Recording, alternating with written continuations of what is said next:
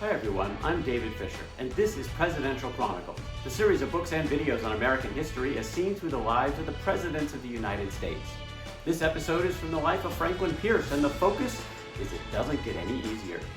The year is 1854. Most of Pierce's presidency was focused on domestic policy and the challenges associated with implementing the Fugitive Slave Law, or now the recently passed Kansas-Nebraska Act, which had to be implemented as well. But around this time, there was an interesting note in the foreign policy arena, something that eventually didn't go anywhere, but certainly caught a lot of attention, particularly in Europe.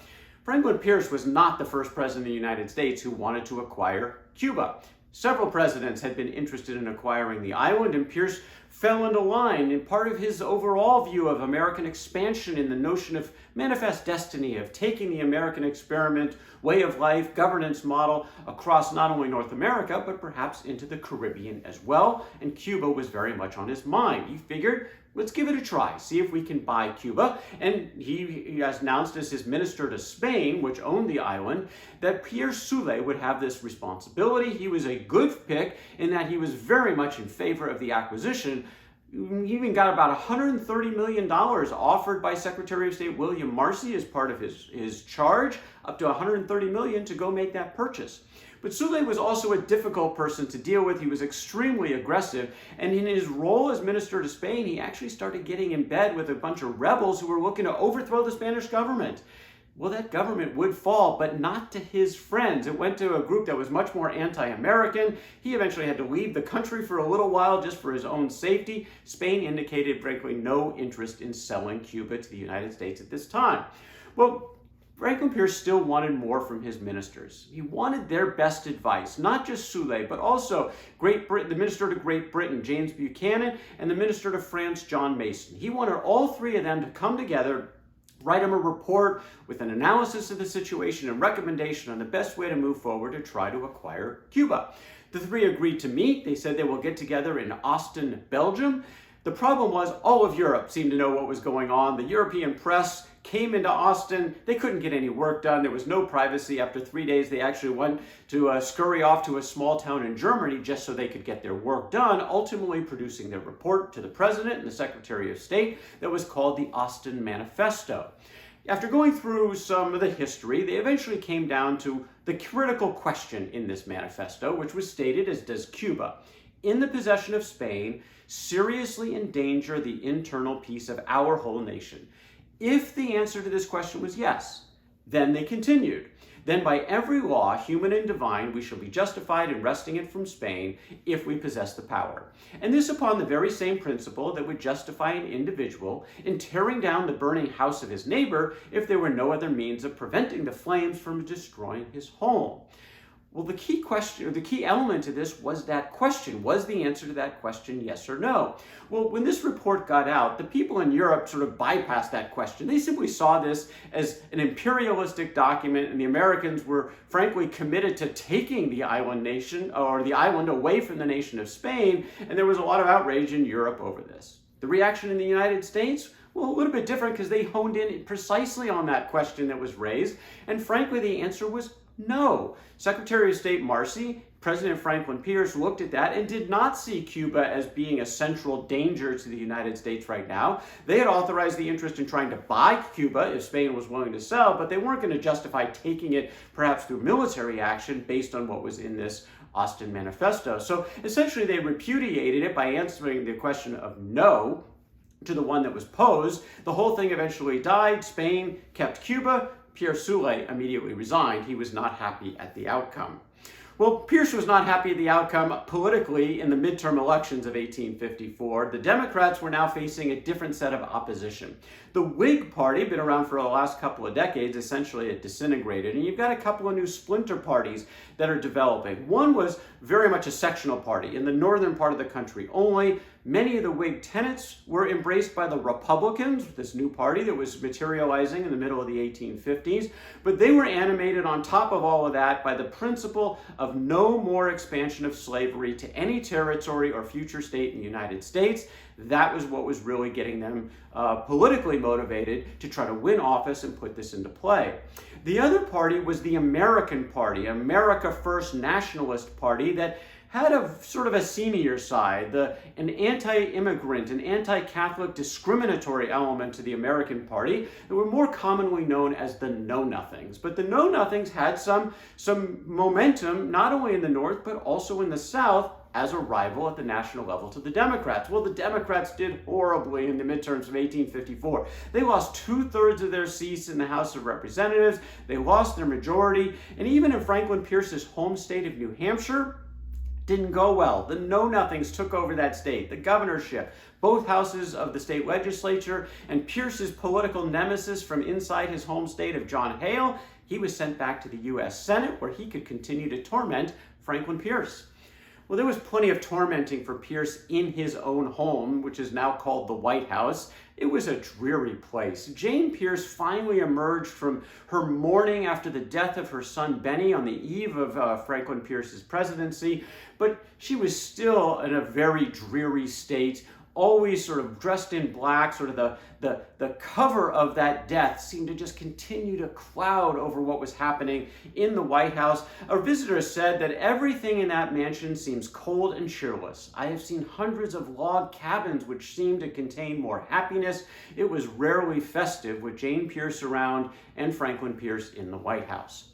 Well, Congress returned, now the Democrats in a minority, Congress returning in December of 1854. Franklin Pierce had his annual message, and he was on message, continuing to comment about the importance of respecting current laws, North and South respecting each other. He said in the message that we have to maintain inviolate the great doctrine of the inherent right of popular self-government, to render cheerful obedience to the laws of the land, to unite in enforcing their execution, and to frown indignantly on all combinations to resist them, to preserve sacred from all touch of usurpation at the very palladium of our political starvation, the reserved rights and powers of the several states and of the people.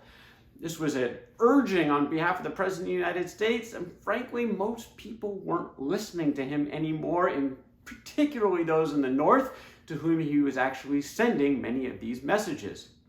So while all of this is going on, you've got Kansas, Nebraska. The Kansas Territory had been opened to settlers in May of 1854. Indian Commissioner George Manypenny for the United States actually worked a lot of deals with the local Indians to open up a whole bunch of land, and what resulted was a mad dash. A mad dash to establish residency. You've got the free soilers coming from the north, the slaveholders coming from the south.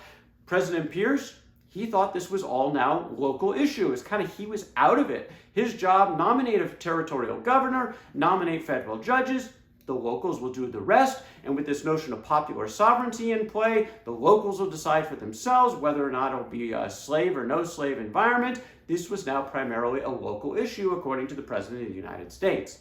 Well, Pierce selected Andrew Reeder of Pennsylvania as that territorial governor. This was going to be a tough job under any circumstances. Reeder did not help himself when he decided to sort of focus on his own pocketbook first. He invested in a bunch of land that he acquired from local Indians in the area under his jurisdiction. And he did it without the Indian agent present, which was frankly illegal, but he did it anyway, and this would later come back to haunt him a bit. In the meantime, the critical question for Reeder and everyone was, who would have the right to vote in Kansas Territory? Because the notion of popular sovereignty that had been embraced by the law that established the territory said that there was the local voters in the territory who would decide slave or free, as well as all the laws of the region that would be supportive of this. So who could vote really mattered. Well, Reeder announced in his judgment that the only people who were actual inhabitants of the Kansas Territory with a bona fide intention of remaining in the territory would be the ones who could vote. Well, this may have sounded good, but in practicality, that's not what happened. When it came time to vote for the first time for a congressional delegate, a non-voting congressional delegate from the territory, there was a massive influx across the border, principally from Missouri, a slave state. There was clear fraud in that a lot of people who were not authorized to vote cast a ballot. When a pro-slavery candidate was elected as the delegate, there were claims of fraud, but Reeder certified that election anyway. The trend continued. Moving forward, March of 1855, now they're going to elect a territorial legislature. Once again, what happened? Crossovers from Missouri. The results were nearly identical. Strong pro-slavery group was elected for that legislature. And this time, though, Reeder acknowledged the fraud. He was not ready immediately to certify the results of this election. In fact, he was so concerned he decided to take a trip to Washington, D.C. to consult with the President of the United States. He stopped on the way to his home in Pennsylvania, where he made a statement. According to Reeder, Kansas has been invaded, conquered, subjugated by an armed force from beyond her borders, led on by a fanatical spirit. His view of the situation had pretty clearly changed, and he was talking to the President of the United States about it after that for several days. Long conferences, the two of them together. According to Reeder, that this was really having an impact on the president. That the president confided that this Kansas matter had given him more harassing anxiety than anything that had happened since the loss of his son, that had haunted him day and night, and was the great overshadowing trouble of his administration. Well, sounds like an accurate statement and not a surprise, because there was potential violence about now to erupt if they couldn't get this electoral process done appropriately in Kansas. Well, things actually became worse when they found out about these Reeder land deals, and when Commissioner Manypenny heard about them taking place without the Indian agent being present, he simply said they were illegal and he canceled them. This brought a lot of scorn not only on Reeder but also on the White House, and Pierce was ready now to get rid of Reeder. He even wrote out a resignation letter for Reeder to sign, but Reeder wouldn't sign it. He wouldn't resign, and Pierce refused to fire him. So Reeder went back to Kansas, and now things got worse, because Reeder just started vetoing legislation left and right coming out of this pro-slavery legislature, but they had so many people in the legislature that they just kept overriding his vetoes. And some of these laws were causing a lot of angst for the people who had come in from a free soil perspective. How about only slaveholders could hold political office? How about that anyone could be jailed for even reading a free soil newspaper, and you could lose the right to vote if you refused to take an oath to support the fugitive slave law? These were the laws that were coming out of the pro-slavery legislature in the territory of Kansas. Part of all of this across the country was a common enemy, and it was the President of the United States, Franklin Pierce. Nobody was happy with Pierce. The North was excoriating him over just allowing all of this fraud to continue in Kansas with this pro-slavery legislature. But even the South wasn't happy, because Reeder was starting to really cause them the problem, trying to veto these laws, and Pierce wouldn't get rid of Reeder, so the South was upset at him as well. Eventually, July of 1855, he said, that's enough with Reeder. He was fired. Wilson Shannon, the former governor and congressman from Ohio, was placed in charge as the new territorial governor. He immediately recognized the existing pro-slavery legislature as part of his first decision. The Free Soilers said, enough. We're going to react to this, and they went about setting up their own shadow government or a rival government in the nearby town of Topeka, and both of these governments decided to send a delegate to Congress as their representative for the territory. Congress wasn't sure what to do, so they sent a group back to Kansas to try to figure all this out. In all this going on, Franklin Pierce, President of the United States, remained consistent. He was going to support the Kansas-Nebraska Act. He was going to support the law, popular sovereignty. He was going to support the Constitution. Pierce said that the storm of frenzy and faction must inevitably dash itself in vain against the unshaken rock of the Constitution. I shall never doubt it. I know that the Union is stronger 1,000 times than all the wild and chimerical schemes of social change which are generated one after another in the unstable minds of visionary sophists and interested agitators. His rock was the Constitution. The problem was the Constitution wasn't helping them solve this problem. The Constitution sanctioned slavery. And there were a lot of people in the North who were no longer interested in that compromise from 1787 that allowed slavery to persist in this American republic. There was increasing agitation around that. Franklin Pierce didn't like it. He thought it was going to wreck the country. And it was on the path to doing that. The path to national fracture was heading right through Franklin Pierce's presidency, because Kansas was about to erupt in arms, but that is the story for another day. That is Franklin Pierce, and it doesn't get any easier. From the life of Franklin Pierce. For more presidential chronicles, check out my books on Amazon.com, and don't forget to subscribe to my YouTube channel. Until next time, I'm David Fisher. and this is Presidential Chronicles.